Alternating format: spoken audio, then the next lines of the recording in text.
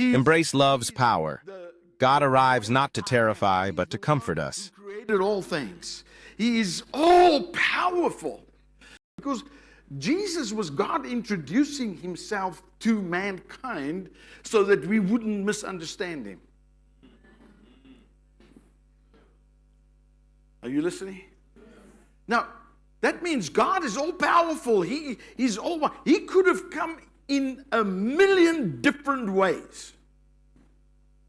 And if God wanted to come and introduce himself in, let's put it this way, as a God who's almighty, all powerful, God who's got it all together, he could have come in a way that could have shaken the foundations of this earth, that every human being would have fallen down on their faces in absolute terror of the greatness of God. But how does he come?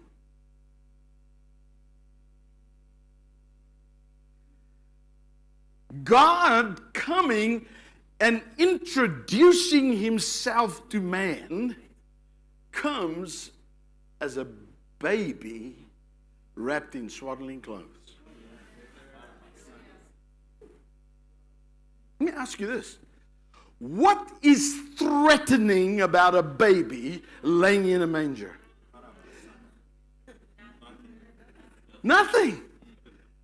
Is God maybe trying to tell us something? Is God trying to let us know who he is? Yes, by the incarnation alone, he comes into this world, almighty, all powerful, creator of all of the creation, anything that's created. And he comes as a baby, wrapped in swaddling clothes, lying in a manger. What is dangerous about a baby? Nothing. What is threatening? Nothing. God comes and puts himself in the care of his own creation.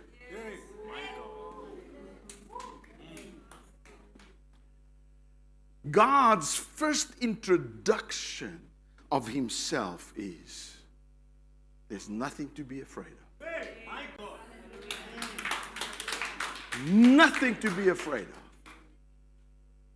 But yet, unfortunately, so many of us have been introduced, as I said last night, to a gospel. In fact, Paul called it another gospel. Paul today would be the one to say that is another, this is not the same gospel that Paul preached. We've been introduced to the idea that God is a God of anger and wrath and demand and getting even.